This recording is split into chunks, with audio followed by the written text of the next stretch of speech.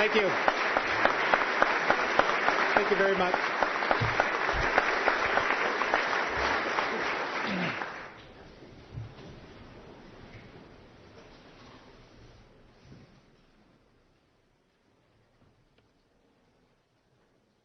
Madam Speaker, Mr. President, Mr. Chief Justice, members of the General Assembly, distinguished guests, and fellow Vermonters. Since 1778, Vermonters elected by their neighbors and bound by a common oath have gathered to open up the legislative session. They left farms, families, and businesses, traveled over rugged mountain gaps and winding valley roads from every corner of our state to come together to solve problems and shape the future. The work of those who came before us carved out Vermont's place in the world with a greater share and influence than our small size or population would prescribe. Through our courage and conviction, Vermont has pushed forward with progress when progress seemed unachievable. We've been the example, set the tone, and helped usher positive change into our nation when the need for change was essential. My friends, we've reached that time again. History has placed us together in a difficult moment for our state and our country. Here at home, we must address economic and population trends that have diminished our ability to sustain what we have and invest more in our priorities. Nationally, we've faced political divisions and polarization so deep and broad they seem to shake the very foundation of our republic. The challenges we face are great, but none greater than proceeding with the work ahead of us in a manner that Vermonters can be proud of and our fellow Americans can look at as an example of what it means to truly serve the people.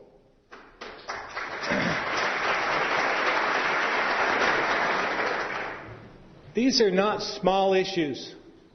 The path forward requires each one of us to work together, pulling in the same direction toward our shared goals.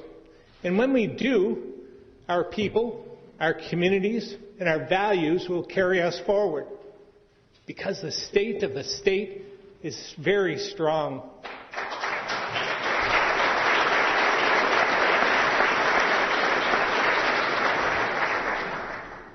But make no mistake, Vermonters need and expect us to follow through on our promises.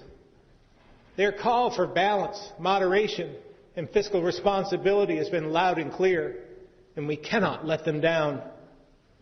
A year ago, I stood at this podium and laid out my vision for Vermont, one that set clear, achievable goals, that was honest about the scope of the challenges we face and the need for courage to confront them head on.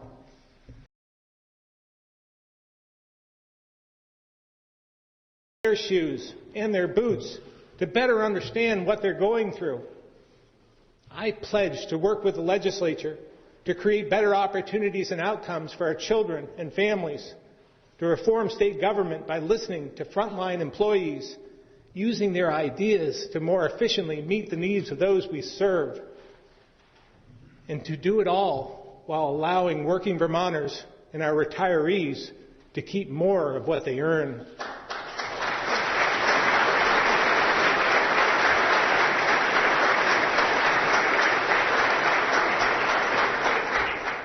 Together, we were elected to chart a course that restores the economic and fiscal fundamentals required to invest in our future. Imagine a future with classrooms that are actually full of kids, where more students go to college or are trained in a trade and have an opportunity to live and work right here in Vermont. A future with vibrant communities, a thriving economy in every village, town, and city, and where Vermonters can retire right here after a lifetime of labor. A future where the economy is growing faster than the cost of living, and our state is more affordable each year for families and businesses. Where we have a cleaner environment and safer neighborhoods with fewer suffering from addiction, and when we never struggle to meet our obligation to protect the most vulnerable. That's my vision for Vermont. And even if we don't agree on which policies will get us there, I know we share these goals for our state.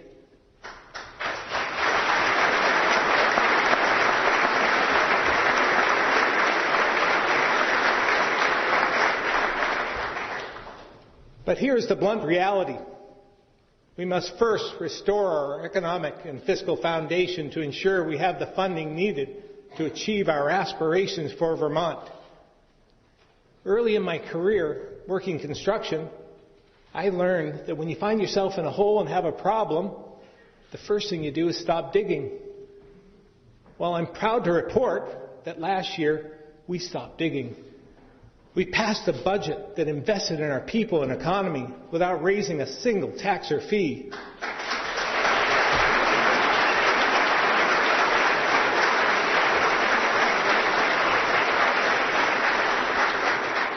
We closed a budget gap of more than $60 million and limited budget growth to just over 1%, while wages grew at about 2%.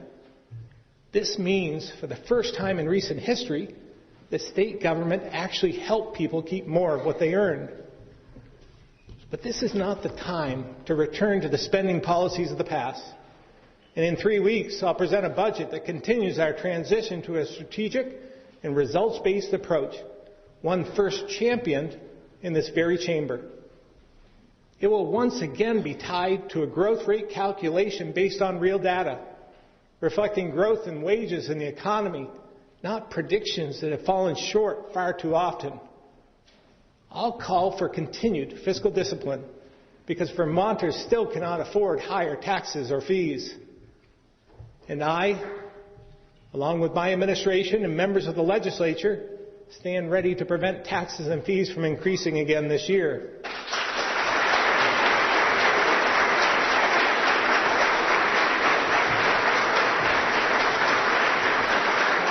And just so I'm clear, that includes statewide property tax rates.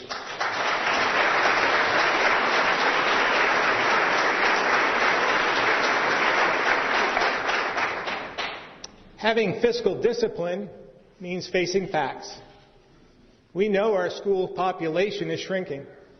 We've lost nearly 30,000 students in the last 20 years, yet staffing levels and costs continue to rise, and property taxes continue to overburden families and businesses. Today, we spend $1.6 billion to educate 76,000 students. These children are our future engineers, educators, and technicians, our future leaders, parents, and citizens. Think about it. If I came to you with a check every year for $1.6 billion and asked you to educate the same number of students, I dare say that our system would look much different than it does today and be much stronger, more nimble, and responsive to every child. It would be the envy of our nation and one of the best economic development tools we could ever have.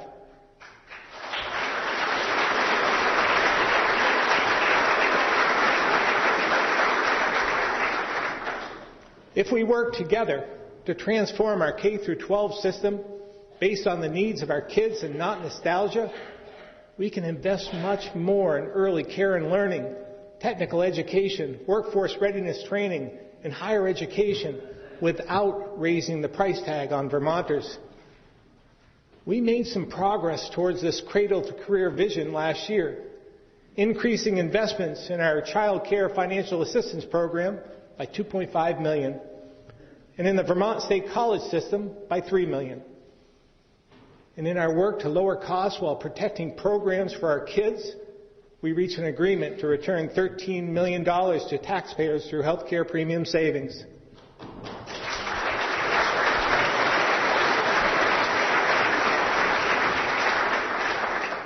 This year, we have an even more urgent need to act, and I look forward to working with you to find solutions. Because if we don't, we face a significant statewide property tax increase. We cannot let this happen. Vermonters can't afford it. The state cannot sustain it, and I will not accept it.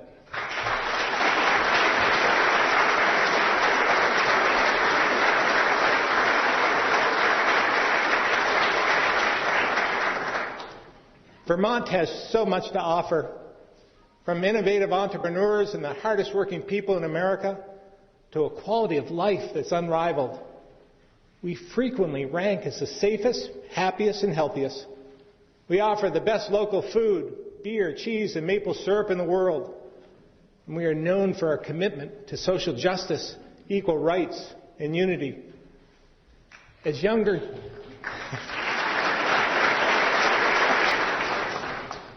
generations place more value on social responsibility, health, and community, these ideals should make us a top choice for young families. But unfortunately, that alone hasn't been enough. This is exactly why a focus on affordability is so critical to our work. Last year's budget milestone was an important step, but our costs of living, from utilities to housing to taxes, remain among the highest in the nation. So despite our many benefits, these costs deter young people from moving or staying here and encourage older Vermonters to leave for a more affordable retirement elsewhere. In fact, according to IRS data, from 2013 to 2016, 2,000 more tax filers moved out of state than moved in. This alone represents $150 million in adjusted gross income leaving our state. I know many of us have seen this in our own families. We have children, grandchildren, siblings, or close friends who grew up here, moved out of state, and may even want to return home, but they've settled for a more affordable life elsewhere. We're also seeing workers age out of the labor force faster than we can replace them. Here are a few facts to consider. We have 23,000 fewer people under the age of 20 than we did in the year 2000. We now have nearly 30,000 more over the age of 65 than we did in that same year.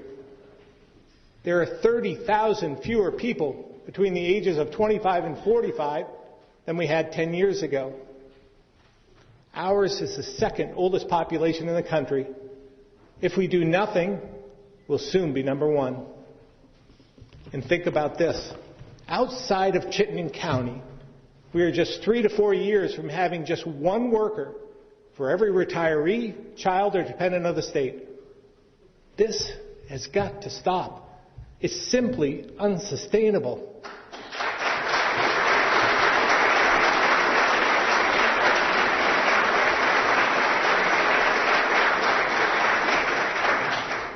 Reversing these trends should be the top priority of every elected official, regardless of party or political beliefs. These aren't just numbers. The human and economic impact is real. This fall, I visited Mack Molding, a manufacturing company in Arlington, a great business with a strong workforce, but in order to compete on a global scale, it needs to hire about 50 people to keep up with demand.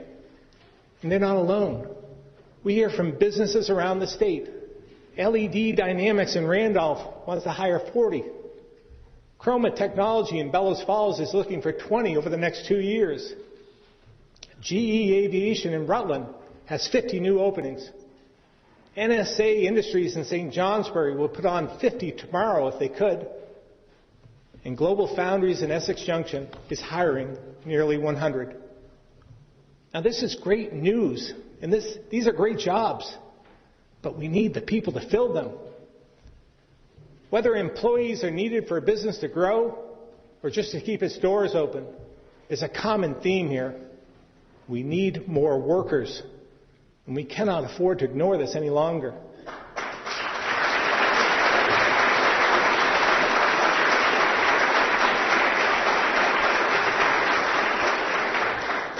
These trends also shift the tax burden onto fewer and fewer people, seemingly leaving us with only two choices: cut programs we value or raise taxes. But there is a third option. We can come together and focus our efforts to growing our working age population. If we do this, we can expand our tax base. We can put kids back in our schools, help our businesses innovate and grow, and we can protect and make more of the public investments in the areas we value. There's nothing wrong with wanting government to invest in programs that enhance the lives of Vermonters. But the fact is, until we're able to increase the size of our workforce and grow the economy, we will not have the revenue to meet current or future demands. My administration is developing a workforce expansion plan that looks at how we educate and place our students, train and retrain to create more opportunities, and how we recruit families and graduating students to live and work here. A good place to start is in recruiting from a pool of talented, committed workers already here in our state, our National Guard and retired full-time service members. The Vermont National Guard has nearly 3,500 members here in the state, a third of whom aren't Vermonters. So when they leave the Guard, they leave Vermont. Additionally, young people in our region signing up for service often do so in other states because they offer more and better benefits. These are the men and women who bravely serve our country and communities. They have valuable skills that benefit our employers and economy. They can help us grow our workforce and put kids back in our schools. That's why I'm proposing a package to level the playing field by offering tuition-free college in Vermont for those who commit to serve in our National Guard.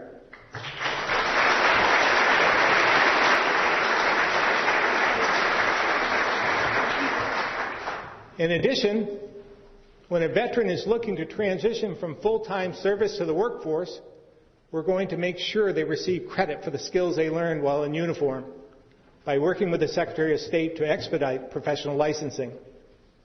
And if we want to compete with other states, we must make Vermont more affordable for retired veterans, which is...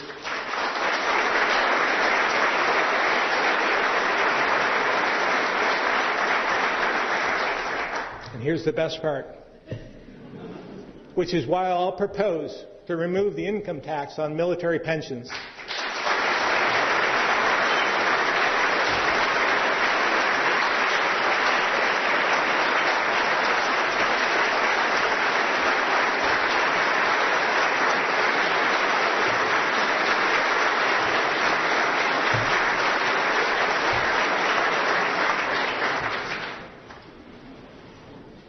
Access to post-secondary training and retraining is important to all Vermonters.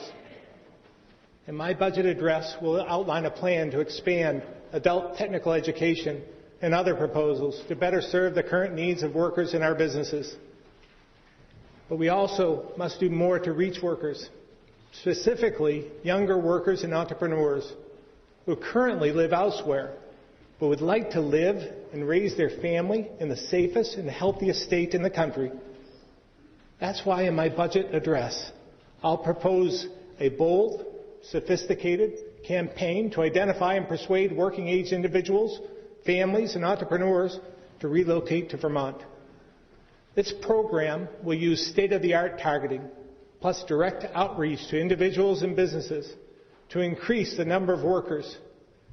And with a self-sustaining funding model with measurable results, the return on investment will be tracked and reported to me and to the legislature. Building on our workforce development initiatives, we must also continue to invest in a strong economy.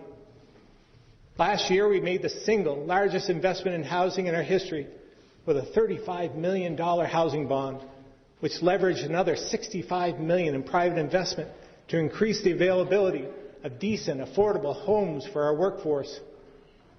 This will result in over 600 additional units, with more than 100 under construction this year.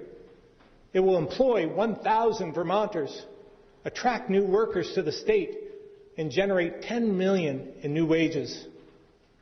As well, we invested in our communities, supporting 22 projects in our downtowns and village centers. My budget will propose continued investment in both of these areas. We also expanded the number of tax increment financing, or TIF districts, by 6. With this economic tool, communities like Bennington, Springfield, and Newport can now drive much-needed development in parts of the state that need it the most. Looking ahead, We must continue to help startups grow and businesses thrive so they can increase wages, create new jobs, and help generate revenue organically. That's why, in my budget, I will propose flexible ways to support small businesses and other pro-growth initiatives and investments. But we must ensure the impacts are felt in all corners of our state. For far too long, success has been counted in broad terms, in statistics that fail to consider geography. Across our state, proud communities and the people who call them home have yet to benefit from economic recovery. I grew up in Barrie. I'm proud of my hometown and wouldn't be standing here today if it weren't for the positive influence of the people and our sense of community. Unfortunately, it's harder and harder for some communities to maintain their unique identity as economic opportunities becomes more difficult to find outside of Burlington. From the Northeast Kingdom to the Marble Valley, from the Canadian border to the shores of the Connecticut River, from Richford to Reedsboro, Rochester to Reigate, the small towns and regional economic centers that help build our state are stuck in an economic cycle they did not create. And as a result, far too many of our neighbors find themselves in a place they can no longer afford.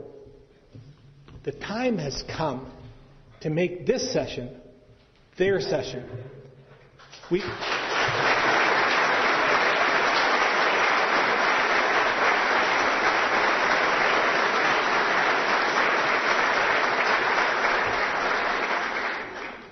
must consider the effects of our actions that have on every county, city, and town. Imagine how it must seem to a family who's struggling to get by, who can't afford to pay their property bill, to turn on the news and hear that marijuana debate was ranked Vermont's #1 news story of 2017. I talk to people every day about the biggest issues they face in their daily lives and their hopes for the future. They need us to understand their struggles and consider them as we prioritize the limited time we have here in Montpelier to make a difference. I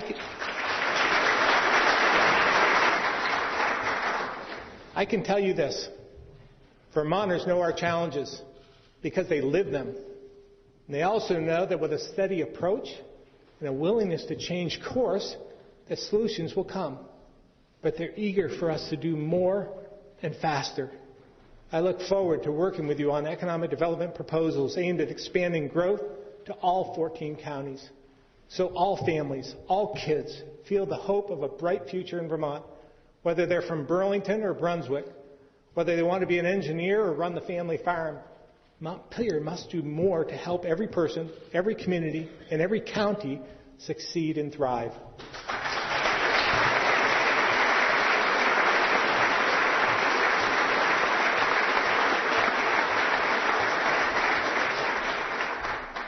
Our commitment to improving the future extends far beyond work in this building.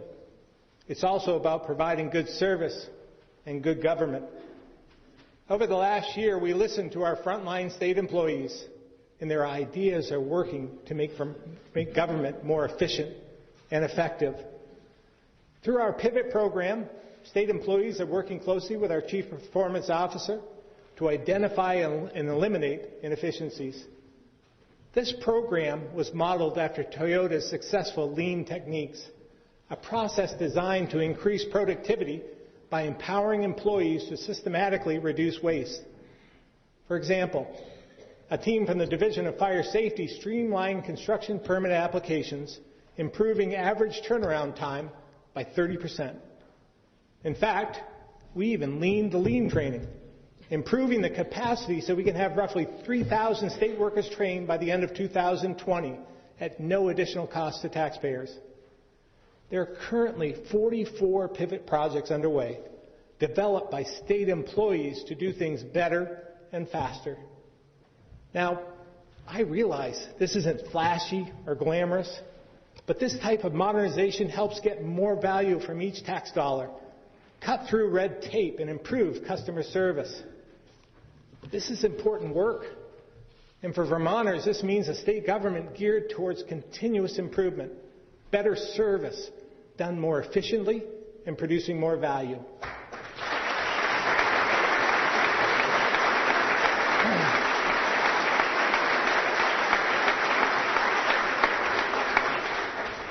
As we work to improve state government, rebuild our workforce, and grow our economy, we will not lose sight of the values that make Vermont a leader in so many ways.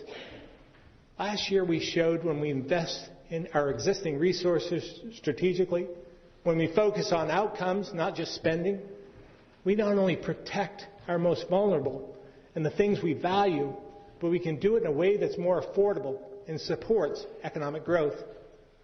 That includes our ongoing work to protect impaired waterways and address the impacts of climate change. Last year, we committed $51 million to clean water projects, increasing state funding by over 70%. Our agencies of natural resources, agriculture, and transportation have already put more than $17 million to work for cleaner water. And I know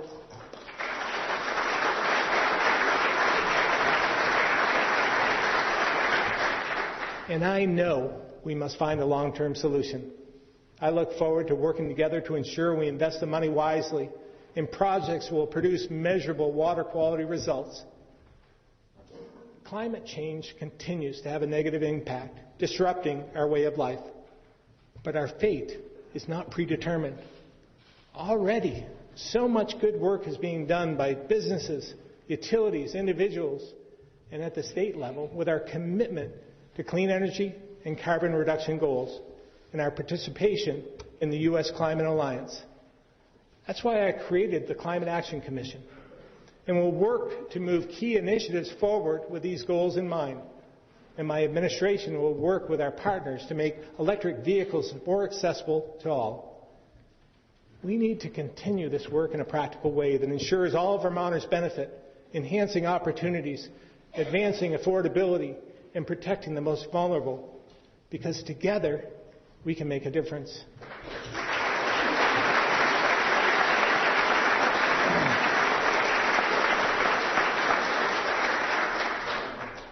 We've also been a leader in access to health care. Let's build on that with a focus on prevention to keep us healthy while moderating costs.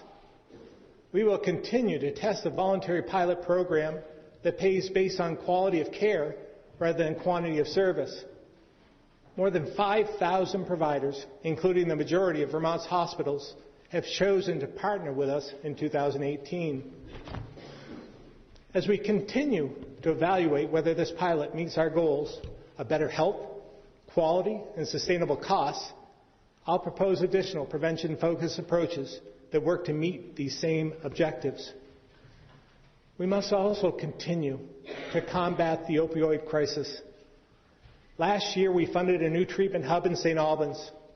This helped us eliminate the wait list in Chittenden County, which once included more than 700. This milestone means we can now provide quicker access to life-saving treatment across the entire state.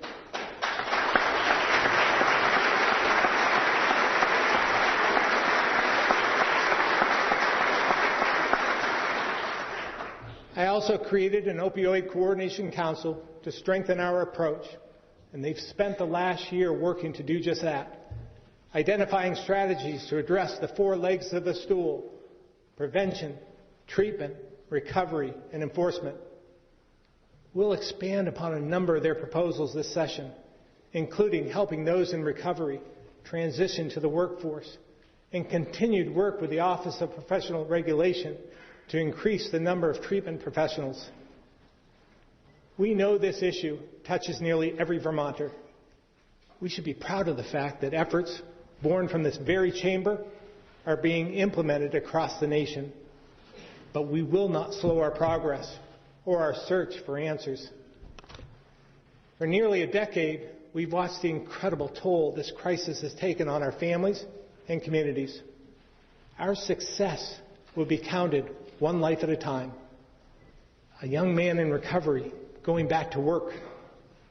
A mother seeing the light in the eyes of a child once thought lost forever. A community free from fear of crime and violence. and one less child brought into this world affected by addiction.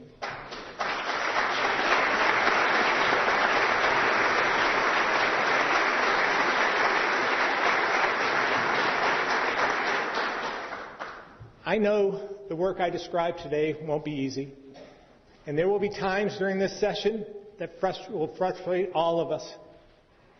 There will be a political jab or an elbow thrown every now and then, but I ask each and every one of you to remember that if we fail to focus on putting our economic house in order, then we'll be back next year and the year after and the year after that seeking short-term stopgap solutions to solve long-term problems.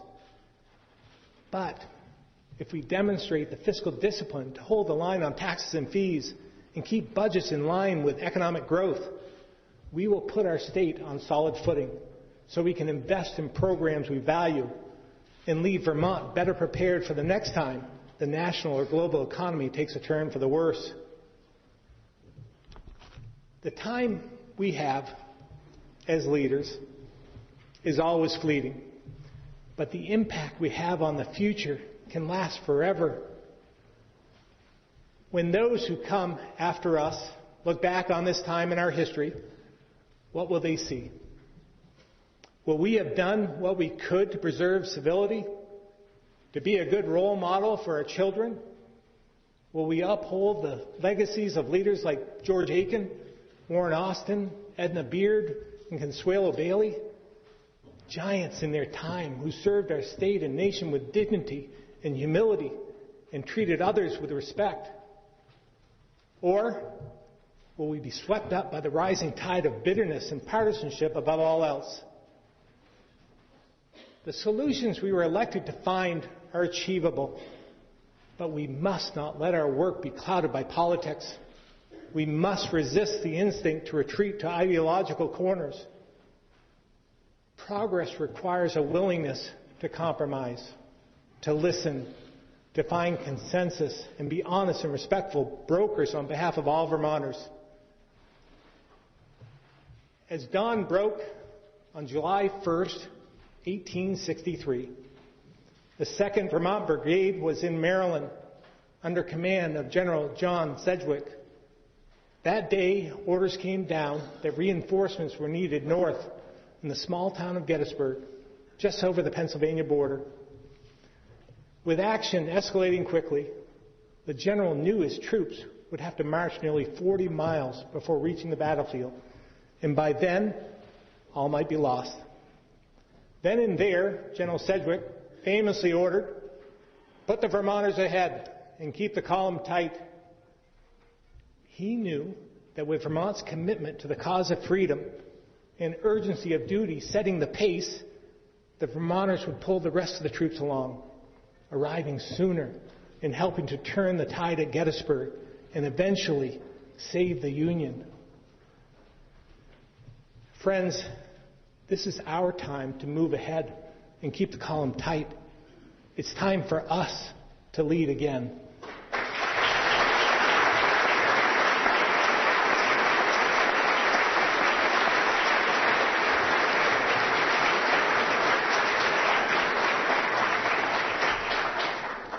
Now, I don't know when this period of hyperpartisanship and anger will end, but I do know we can't fight hate with hate or anger with anger. We must do everything we can to pull our nation out of darkness and restore civility and respect to our public process. And that is...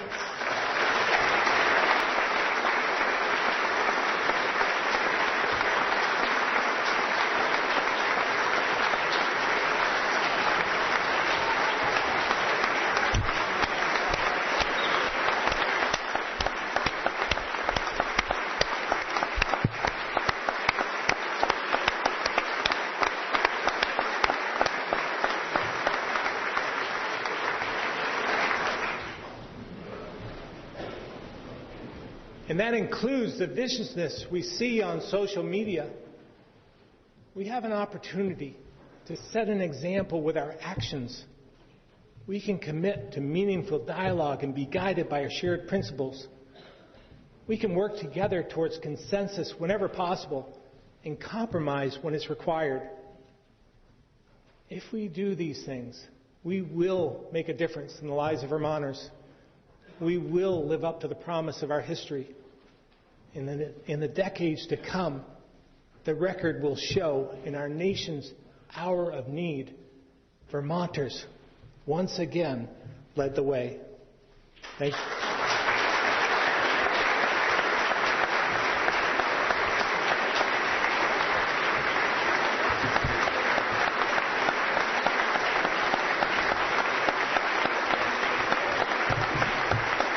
That's it. Gotta go. All right. Nice job.